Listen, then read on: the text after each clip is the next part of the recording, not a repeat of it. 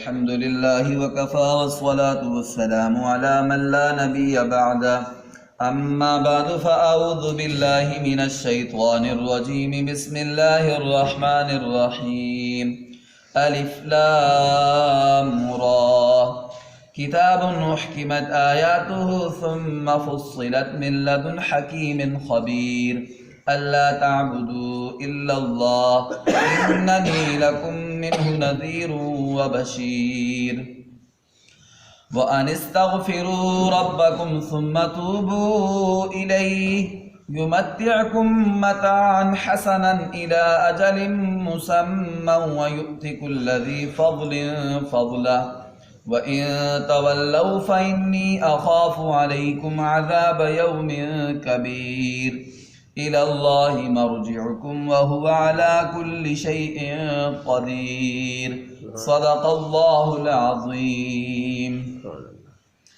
میرے معزز سامعین و ناظرین اکرام، آج کے اس درس قرآن میں نے آپ کے سامنے سورہ ہود کی ابتدائی 4 آیات تلاوت کرنے کی سعادت حاصل کی ہے۔ اس سے پہلے سورہ یونس تھی، وہ بھی مکی صورت تھی۔ یہاں سے سورہ ہود ہے، یہ بھی مکی صورت ہے۔ یونس علیہ السلام بھی اللہ کے نبی تھے، ان کی قوم کا واقعہ پہلی صورت میں ذکر کیا گیا ہے، اس لیے اس پوری سورت کا نام سورہ یونس رکھا گیا ہے۔ اور ہود علیہ السلام بھی اللہ کے نبی ہیں۔ وَإِلَىٰ عَادٍ أَخَاهُمْ هُودًا، قوم عاد کی طرف ان کے قومی بھائی ہود علیہ السلام کو نبی بنا کر بھیجا، تو یہ بھی اللہ کے نبی ہیں۔ اور ان کی قوم کا اور ان کا واقعہ اس سورت میں ذکر کیا گیا ہے، اس لیے اس سورت کا نام سورہ ہود رکھا گیا ہے۔ دونوں مکی صورتیں ہیں، اور اس صورت میں حضرت عبداللہ بن عباس اور قتادہ فرماتے ہیں صرف ایک آیت ایسی ہے جو مدنی آیت ہے، وَأَقِمِ الصَّلَاةَ طَرَفَيِ النَّهَارِ، سورہ ہود آیت نمبر 114۔ باقی ساری صورت یہ مکی صورت ہے۔ اس صورت کے بارے میں پیارے نبی صلی اللہ علیہ وسلم کا ارشاد ہے، حضرت کعب رضی اللہ تعالی عنہ روایت کرتے ہیں، فرماتے ہیں کہ حضور نے فرمایا اقرأوا سورۃ ہود یوم الجمعہ، جمعہ والے دن سورہ ہود کی تلاوت کیا کرو، جمعہ والے دن سورہ ہود کی تلاوت کیا کرو۔ حضرت ابو بکر رضی اللہ تعالی عنہ نے ارشاد فرمایا، کہتے ہیں کہ حضور صلی اللہ علیہ وسلم سے کہا کہ یا رسول اللہ قد شبت، پیارے نبی آپ کی داڑھی مبارک میں سفید بال آ گئے ہیں، آپ بوڑھے ہو گئے ہیں۔ حضرت ابو بکر نے حضور سے فرمایا، تو اللہ کے پیارے نبی صلی اللہ علیہ وسلم نے ارشاد فرمایا، پیارے ابو بکر شیبتنی ہود والواقعات والمرسلات وعما یتساءلون واذا الشمس کورت، مجھے بوڑھا کر دیا ہے سورہ ہود نے، سورہ واقعہ نے، سورہ مرسلات نے، سورہ عما یتساءلون نے، اور سورہ تکویر اذا الشمس کورت نے، یعنی ان صورتوں نے مجھے بوڑھا کر دیا۔ ان صورتوں کے اندر اللہ تعالیٰ کے عذاب کا ذکر ہے پہلی قوموں کا، تو اس عذاب کے خوف کی وجہ سے، ڈر کی وجہ سے میں جو ہے بوڑھا ہو گیا ہوں۔ اور ابو جحیفہ سے روایت ہے، انہوں نے کہا کہ حضور صلی اللہ علیہ وسلم کے صحابہ اکرام نے حضور سے فرمایا قالوا یا رسول اللہ نراک قد شبت، اے اللہ کے پیغمبر ہم آپ کو دیکھتے ہیں کہ آپ کی داڑھی مبارک میں بال سفید ہو گئے ہیں، آپ کا بڑھاپا شروع ہو رہا ہے۔ تو حضور صلی اللہ علیہ وسلم نے فرمایا میرے پیارے صحابہ شیبتنی ہود واخواتها، سورہ ہود اور اس کی جو بہنیں ہیں، سورہ ہود اور اس کی جو بہنیں یعنی اس جیسی جو دوسری صورتیں ہیں، انہوں نے مجھے بوڑھا کر دیا ہے۔ ان کا آگے ذکر آئے گا کہ وہ کون کون سی صورتیں ہیں، جو پہلی روایت میں ذکر کی ہیں وہی مراد ہیں۔ اور اب یہ ہے کہ ان صورتوں کی وجہ سے کیوں بڑھاپا آ گیا ہے، بڑھاپا انسان کو کیوں آتا ہے، انسان بوڑھا کیوں ہوتا ہے، بال کیوں سفید ہوتے ہیں، انسان سفید ہونا شروع ہو جاتے ہیں۔ بعض آج کل آپ پتہ ہے بچوں کے بھی بال سفید ہونا شروع ہو جاتے ہیں، تو یہ بال سفید کیوں ہوتے ہیں؟ تو اس کی وجہ یہ ہے، بال سفید اس لیے ہوتے ہیں کہ ایک تو گھبراہٹ کی وجہ سے بھی بال سفید ہونا شروع ہو جاتے ہیں، گھبراہٹ سے بھی بڑھاپا آ جاتا ہے۔ وہ کس طرح؟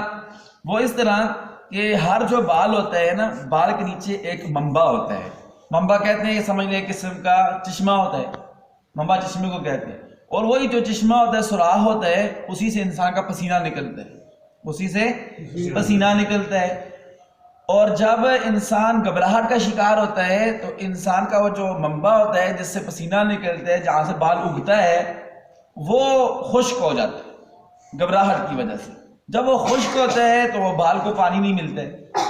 جیسے جب بندہ کھیتی ہوتی ہے، باہر آپ پتہ پٹھے لگے ہوئے، تو پٹھوں کو پانی دو تو یہ تازے ہو جاتے ہیں، سر سبز و شاداب ہو جاتے ہیں۔ پانی نہ دو تو وہ کیا ہو جائیں گے؟ سفید ہو جائیں گے، پیلے ہو جائیں گے۔ تو یہی مثال ہے کہ جب اس انسانی بالوں کو پانی نہیں ملتا، رطوبت نہیں ملتی گھبراہٹ کی وجہ سے، اور بڑھاپے میں بھی انسان یہ ہوتا ہے کہ بڑھاپے میں انسان کی جسم میں جو رطوبت ہوتی ہے وہ ختم ہو جاتی ہے، جسم خشک ہونا شروع ہو جاتا ہے۔ اب بوڑھوں کی چمڑی اور جوانوں کی چمڑی میں فرق ہوتا ہے۔ جوانوں کی چمڑی تر تر لگتی ہے، ٹھیک ہے، اور بوڑھوں کی چمڑی جو ہے نا وہ خشک خشک لگتی ہے۔ تو یہی خشکی ہونے کی وجہ سے بال انسان کے سفید ہونا شروع ہو جاتے ہیں۔ تو اس لیے حضور صلی اللہ علیہ وسلم نے فرمایا کہ ان صورتوں نے مجھے بوڑھا کر دیا ہے۔ اور قرآن پاک میں ایک جگہ آیت ہے، یوم یجعل الولدان شیبا، قیامت والا دن ایسا دن ہے کہ جس دن بچے بھی بوڑھے ہو جائیں گے۔ کیوں بوڑھے ہو جائیں گے؟ گھبراہٹ کی وجہ سے۔ کس وجہ سے؟ گھبراہٹ کی وجہ سے۔ اور اسی طرح یہ بھی آتا ہے کہ سورہ ہود کے اندر ایک آیت ہے، ان الذی شیب النبی صلی اللہ علیہ وسلم من سورۃ ہود قولہ فاستقم کما امرت۔ سورہ ہود میں ایک آیت ہے، اس میں اللہ فرماتے ہیں فاستقم کما امرت، پیارے نبی ایسے استقامت اختیار کریں جیسے آپ کو حکم دیا گیا۔ اب آپ سوچیں کہ جیسے اللہ نے حکم دیا ہے ویسے استقامت اختیار کرنا کتنا مشکل ہے، اللہ کے بالکل حکم کے ہو بہو مطابق۔ تو اس آیت حضور فرماتے ہیں اس آیت کی وجہ سے مجھے جو ہے بڑھاپا آ گیا ہے کہ میرے بال سفید ہونا شروع ہو گئے ہیں۔ اللہ اکبر۔ ایک دفعہ ایسا ہوا کہ یزید بن ابان کہتے ہیں، یہ بات بھی سن لیں کہ یزید نام جو ہے، یزید نام، یہ نام کوئی برا نہیں ہے، اس لیے کہ کئی صحابہ کرام کا نام بھی یزید تھا، جیسے کہ ابھی اس روایت میں آتا ہے کہ ایک صحابی تھا ان کا نام یزید تھا۔ ہاں، جو وہ یزید ہے جو حضرت حسین رضی اللہ تعالی عنہ سے جس نے لڑائی کی تھی، ٹھیک ہے، اور اس کے گورنر نے لڑائی کی تھی، شہید کیا تھا کربلا کے لوگوں کو، حضرت حسین رضی اللہ تعالیٰ عنہ کے خاندان کو، وہ یزید اس کے بارے میں آتا ہے کہ وہ حق پر نہیں تھا، حق پر حضرت حسین رضی اللہ تعالیٰ عنہ۔ لیکن یہ نہیں ہے کہ لفظ یزید نام ہی برا ہو جائے سارا، ایسا بھی نہیں ہے، کئی صحابہ کرام کا نام بھی یزید تھا۔ جیسا کہ اس روایت میں آتا ہے کہ یزید بن ابان کہتے ہیں رأیت رسول اللہ صلی اللہ علیہ وسلم فی منامی، کہ میں نے رسول اللہ صلی اللہ علیہ وسلم کو اپنی خواب میں دیکھا۔ کس میں دیکھا؟ خواب میں دیکھا میں نے۔ تو فقرات علیہ سورۃ ہود، تو میں نبی علیہ السلام کو نا سورہ ہود سنائی۔ کون سی سورت سنائی؟ یزید بن ابان کہتے ہیں کہ میں نے خواب میں حضور کی زیارت کی اور حضور صلی اللہ علیہ وسلم کو سورہ ہود سنائی، تو حضور نے فرمایا، جب میں نے ختم کر لی تو حضور نے فرمایا یا یزید هذه القراءۃ فأين البكاء، کہ اے یزید یہ تو نے پڑھ تو دی ہے سورت، لیکن رونا کہاں ہے؟ اس سورت کے اندر جو ہولناک واقعات ذکر کیے گئے ہیں، پہلی قوموں پر عذاب کے واقعات ہیں، اس کی وجہ سے جو انسان کو رونا آتا ہے وہ کہاں ہے؟ یہ سورہ ہود کا مختصر سا تعارف آپ کے سامنے ذکر کیا ہے۔ اور سورہ ہود میں سب سے پہلے لفظ آتا ہے الف لام را، یہ حروف مقطعات میں سے ہے، اس کی مراد صرف اللہ تعالیٰ ہی جانتے ہیں، یا اللہ اور نبی کے درمیان راز ہے اور نبی نے آگے کسی کو بتایا نہیں۔ آپ کو پتہ ہے لوح قرآنی کو کہا جاتا ہے، دکانوں میں بھی لگائے ہوتے ہیں، یہ بڑے بابرکت الفاظ ہیں، ٹھیک ہے، اور یہ اللہ اور نبی کے درمیان راز ہے، ان کا معنی کسی کو نہیں آتا۔ کوئی بھی تفسیر اٹھا کے دیکھیں گے، ترجمہ اٹھا کے دیکھیں گے، نیچے لکھا ہوگا واللہ عالم، اللہ ہی اس کا معنی خوب جانتا ہے۔ کتاب احکمت آیاتہ ثم فصلت، یہ عظیم الشان کتاب ہے قرآن پاک، احکمت آیاتہ، اس کی آیتیں محکم ہیں، پکی ہیں۔ یہ پکی ہونے سے کیا مراد ہے؟ احکمت آیاتہ، کہ اس کی آیتیں پکی ہیں، محکم ہیں، اس کا مطلب یہ ہے کہ یہ ان میں کوئی خلل نہیں ہے، یہ باطل نہیں ہے، ان میں فساد داخل نہیں ہو سکتا، یہ ایسی اللہ تعالیٰ نے پروئی ہوئی ہے قرآن پاک کی آیت کہ لا یلحقها تناقض ولا خلل، ان کو نہ کوئی ناقض لاحق ہو سکتا ہے اور نہ کوئی ان میں خلل آ سکتا ہے۔ اور ایک معنی یہ بھی کیا گیا کہ اس کو کوئی کتاب منسوخ نہیں کر سکتی ہے، جیسے پہلے کتابیں تھیں نا، تورات، انجیل، زبور، قرآن پاک آیا تو وہ کتابیں منسوخ ہو گئی، مطلب ان پر اب کوئی عمل کرے گا تو اس کی بخشش نہیں ہوگی، اب صرف قرآن پاک پر عمل کرنے ہی میں نجات ہے۔ تو فرمایا قرآن پاک کی آیتیں ایسی ہیں کہ لم ینسخھا کتاب، کوئی کتاب اس کو منسوخ نہیں کر سکتی۔ کتاب احکمت آیاتہ، اس کی آیتیں پکی ہیں۔ اور یہ بھی اس کی تفسیر کی گئی ہے کہ احکمہ اللہ من الباطل، اللہ تعالیٰ نے باطل سے ان آیتوں کو محفوظ رکھا ہوا ہے۔ ثم فصلت، پھر ان قرآن پاک کی آیتوں کی تفصیل کی گئی ہے من لدن حکیم خبیر، اس ذات کی طرف سے جو حکمت والی ذات ہے اور ہر بات سے باخبر ذات ہے۔ وہ کون سی ذات ہے؟ وہ اللہ تعالیٰ کی ذات ہے۔ اللہ کی طرف سے قرآن پاک کی ان آیتوں کی تفصیل کی گئی ہے۔ تفصیل کیسے کی گئی ہے؟ تفصیل اس طرح کی گئی ہے کہ امر اور نہیں لا کے قرآن پاک کی آیتوں کو محکم کیا گیا ہے۔ پھر وعدہ وعید، اللہ تعالیٰ نے قرآن پاک میں وعدے بھی کیے ہیں، ٹھیک ہے، اور وعدہ پورا کرنے کا حکم بھی دیا ہے، اور وعید اللہ تعالیٰ نے ڈرایا بھی ہے قرآن پاک میں جو نافرمانی کرے گا اس کو۔ والثواب والعقاب، اللہ تعالیٰ نے ثواب کا بھی ذکر کیا اور سزا کا بھی ذکر کیا ہے۔ تو یہ ان آیتوں کی تفصیل کی گئی ہے۔ اور قتادہ رحمۃ اللہ علیہ فرماتے ہیں کہ اللہ تعالیٰ نے قرآن پاک کی آیتوں کو باطل سے محکم کیا، پکا کیا ہے، پھر ان کی تفصیل حلال اور حرام کے ساتھ کی ہے۔ قرآن پاک میں تفصیل موجود ہے حلال حرام چیزوں کی۔ اللہ اکبر۔ من لدن حکیم حبیب، اللہ تعبدوا الا اللہ، اور اللہ تعالیٰ نے نبی کو فرمایا کہ اے پیارے نبی جی آپ لوگوں سے کہو کہ اللہ تعبدوا الا اللہ، عبادت صرف اللہ کی کرو۔ عبادت کس کی کرو؟ اللہ تعالیٰ کی۔ عبادت صرف اللہ کی کرو۔ عبادت کس کا حق ہے؟ اللہ تعالیٰ کا حق ہے۔ اور اللہ کے علاوہ اگر یہ کوئی حق کسی دوسرے کو دے گا عبادت کا تو وہ شرک کرے گا، اور اللہ تعالیٰ سارے گناہ معاف فرما دیتے ہیں، لیکن شرک کو اللہ تعالیٰ معاف نہیں فرمائیں گے۔ اس لیے فرمایا عبادت صرف اللہ کی کرو۔ اسی لیے ہم کہتے ہیں کہ اللہ کے علاوہ کسی کو سجدہ جائز نہیں ہے، حتیٰ کہ نبی کے دربار پر بھی سجدہ جائز نہیں ہے۔ روضہ رسول پر جائیں، جا کر درود پاک عرض کریں، ٹھیک ہے، وہاں بھی ہاتھ نہیں اٹھانے دیتے ہیں، شرطے پیچھے کھڑے ہوتے ہیں، جو ہاتھ اٹھاتا ہے یا جھکتا ہے فوراً پیچھے اس کو مارتے ہیں، کہتے ہیں یہ جھکنے کی جگہ نہیں ہے۔ درود و سلام عرض کرو، اور جا کر اگر جھکنا ہے تو مسجد نبی شریف میں اللہ کے سامنے جھکو، خانہ کعبہ شریف میں اللہ کے سامنے جھکو، سجدے کرو۔ لیکن نبی کے دربار پر بھی سجدہ جائز نہیں ہے۔ تو نبی سے بڑی ہستی کوئی ہو سکتی ہے؟ کوئی نہیں ہو سکتی۔ اس لیے کسی دربار پر بھی سجدہ جائز نہیں ہے، سجدہ صرف اللہ کے دربار میں جائز ہے۔ کس کے دربار میں جائز ہے؟ اچھا کیوں؟ اس لیے کہ سجدہ عبادت ہے، اس لیے کہ سجدہ اسی طرح نظر و نیاز، اسی طرح جو یہ عبادت ہے، ٹھیک ہے جی، ہاتھ اٹھا سکتے ہیں، لیکن یہ ہاتھ اٹھانا دعا کے آداب میں سے ہے، ٹھیک ہے، ہاتھ اٹھاؤ زیادہ اچھا ہے، ہاتھ اٹھا کے دعا کی جائے۔ لیکن اگر ایک بندہ نہیں اٹھاتا ہے تو پھر بھی دعا ہو سکتی ہے، جیسے ہم جنازے میں ہاتھ نہیں اٹھاتے ہیں دعا پڑھتے ہیں اللہم اغفر لحینا و میتنا، نماز میں ہاتھ نہیں اٹھاتے ہیں دعا پڑھتے ہیں رب اجعلنی مقیم الصلاۃ ومن ذریتی ربنا وتقبل دعا۔ لیکن ہاتھ اٹھانے میں آداب میں سے نماز دعا کے بعض موقعوں پر ہاتھ نہیں اٹھانا بھی ثابت ہے، جیسے ہم وضو کرتے ہیں نا، وضو کے دوران بھی دعائیں ہیں، تو اس موقع پر ہمارے نبی علیہ السلام نے ہاتھ اٹھا کے دعا نہیں مانگی تھی۔ اس طرح لوگ بعض وضو کے بعد بھی دعا مانگتے ہیں ہاتھ اٹھا کے، تو وہ بھی نہیں۔ اس طرح لوگ اذان کے بعد ہاتھ اٹھا کے دعا مانگتے ہیں، تو وہاں پر بھی ہاتھ اٹھانا ثابت نہیں۔ بعض جگہوں پر ہاتھ اٹھا کے دعا مانگنا بھی ثابت ہے، اور بعض جگہوں پر بغیر ہاتھ اٹھائے دعا مانگنا بھی ثابت ہے۔ اللہ اکبر۔ اللہ تعبدوا الا اللہ، عبادت صرف اللہ کی کرو۔ اننی لکم منہ نذیر و بشیر، اللہ فرماتے ہیں اے میرے نبی لوگوں کو کہہ دو کہ میں تمہارے لیے نذیر اور بشیر بنا کر بھیجا گیا ہوں۔ نذیر بشیر کا کیا معنی ہے؟ نذیر کا معنی ہے ڈرانے والا۔ کس سے ڈرانے والا؟ ای مخوف من عذابہ و سطوتہ لمن عصاہ، جو اللہ کی نافرمانی کرے اس کو میں اللہ کے عذاب سے اور اللہ تعالیٰ کی پکڑ سے ڈرانے والا۔ جو نذیر معنی ہے اللہ کے نبی کی صفت ہے، یہ صفاتی نام ہے۔ اور بشیر، ہمارے نبی بشیر بھی ہیں، قرآن پاک بھی انا ارسلناک شاہدا و مبشرا و نذیرا، ہم نے آپ کو شاہد مبشر اور نذیر بنا کر بھیجا ہے۔ تو مبشر یا بشیر ایک ہی معنی ہے اس کا، خوشخبری دینے والا۔ نبی کس کو خوشخبری دیتے ہیں؟ بالرضوان والجنت لمن اطاعہ، جو اللہ کی اطاعت کرے گا اس کو اللہ کی رضا کی اور جنت کی خوشخبری دیتے ہیں۔ اننی لکم منہ نذیر و بشیر وان استغفروا ربکم، اور اس کے بعد فرمایا کہ لوگوں اپنے رب سے استغفار کرو، اپنے رب سے استغفار کسے کہتے ہیں؟ معافی مانگنے کو۔ کسے کہتے ہیں؟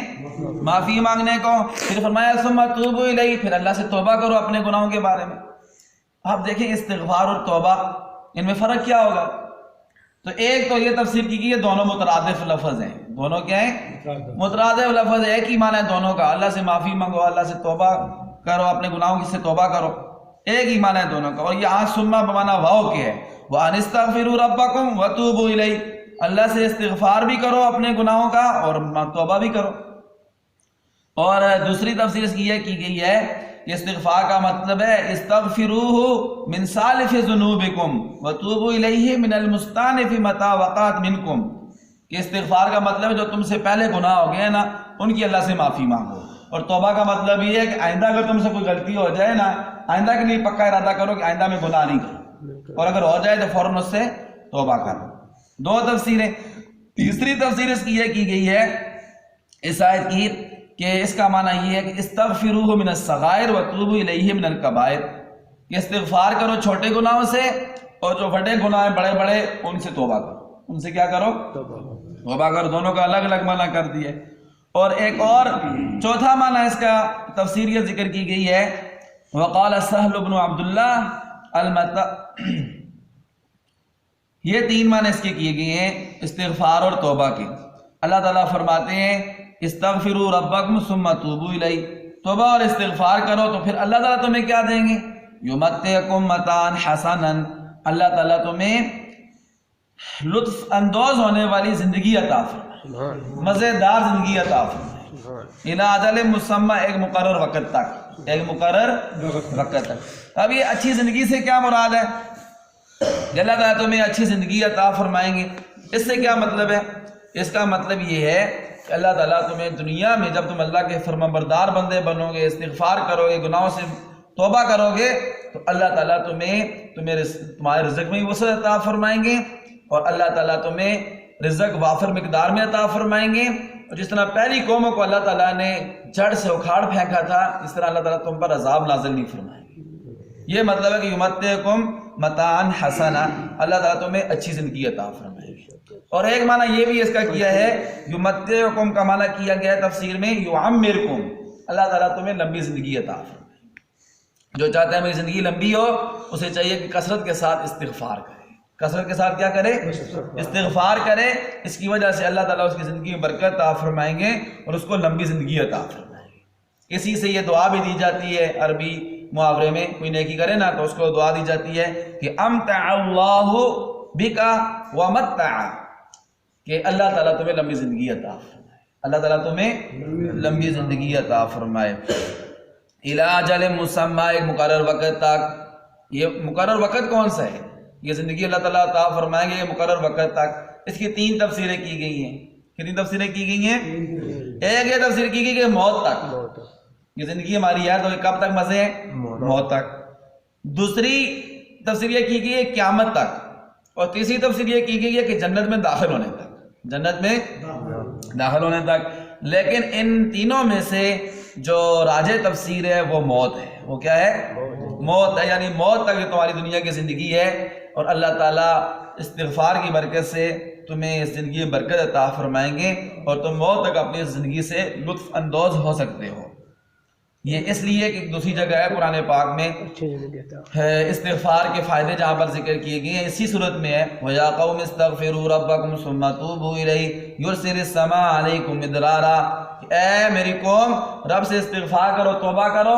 تو آگے پتہ ہے فائدے کیا ذکر کیے گئے ہیں کہ اللہ تعالیٰ تمہیں موسم کے مطابق بارش عطا فرمائیں گے. وَيَزِدْكُمْ قُوَّةً إِلَىٰ قُوَّتِكُمْ، اللہ تمہاری قوت کو مضبوط کریں گے. تو یہ دنیا کے فائدے ہیں جو موت پر کیا ہو جائیں گے؟ ختم ہو جائیں گے. تو اس لیے فرمایا کہ عدل مسمى سے مراد موت ہے. کیا مراد ہے؟ موت ہے. اللہ اکبر. الی اجل مسمى ویؤتی کل ذی فضل فضلا، اور اللہ فرماتے ہیں ہر وہ بندہ جو اور زیادہ نیک عمل کرے گا اللہ تعالیٰ اس کو اس کے علاوہ زیادہ بدلہ بھی عطا فرمائے. ویؤتی کل ذی فضل فضلا، ایک بندے ہیں برابر برابر ہیں، لیکن نماز سارے پڑھتے ہیں، فرض نماز یہ بھی کوئی پڑھتے ہیں، اکثر لوگ نہیں پڑھتے ہیں. لیکن بعض ایسے ہیں کہ جو نماز کے ساتھ تہجد بھی پڑھتے ہیں، ٹھیک ہے، اور بھی نیک عمل کرتے ہیں. اللہ فرمائے جتنے جو زیادہ نیک عمل کرے گا اس کو اللہ تعالیٰ بدلہ بھی اتنا زیادہ عطا فرمائیں گے. فضلہ، اور فضل سے کیا مراد ہے؟ فضل سے مراد جنت ہے. کیا مراد ہے؟ جنت ہے۔ اللہ فرماتے ہیں ہم جو جتنے زیادہ نیک عمل کرے گا ہم اس کو جنت بطور بدلہ کی عطا فرمائیں گے اور ہم اس سے راضی ہو جائیں گے۔ وَإِن تَوَلَّوْا فَإِنِّي أَخَافُ عَلَيْكُمْ عَذَابَ يَوْمٍ كَبِيرٍ، اگر تم اعراض کرو گے، یہ تولو دونوں صیغے آتے ہیں، مستقبل کا بھی آتا ہے، ماضی کا بھی آتا ہے، اور اگر یہ مستقبل کا ہو تو پھر یہ تتولو تھا، کیا تھا؟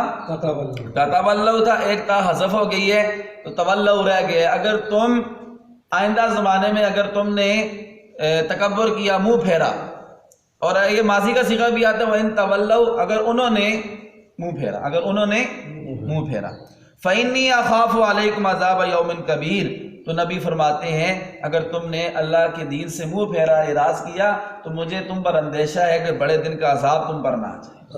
اور بڑے دن کے عذاب سے مراد قیامت کا عذاب ہے۔ کون سا عذاب مراد ہے؟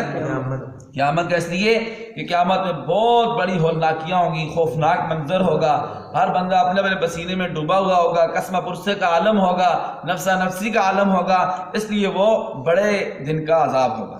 اِلَى اللَّهِ مَرْجِعُكُمْ، اللہ تعالیٰ فرماتے ہیں جو بھی کر لو آخر تمہیں موت آنی، آخر تمہیں کیا آنی ہے؟ موت آنی۔ کر لے جو کرنا ہے، ٹھیک ہے، آخر مرنا ہے، کر لے جو کرنا ہے، آخر ایک دن مرنا ہے۔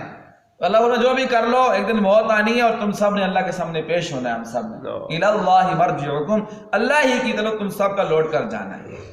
وَهُوَ عَلَى كُلِّ شَيْءٍ قَدِيرٌ، پھر اللہ تعالیٰ ہر چیز پر قادر ہے، تمہیں ثواب دینے پر، اجر دینے پر بھی قادر ہے۔ تم نیک اعمال ساتھ لے کر گئے، اللہ تعالیٰ تمہیں اس کا بہترین اجر و صلہ عطا فرمائے گا۔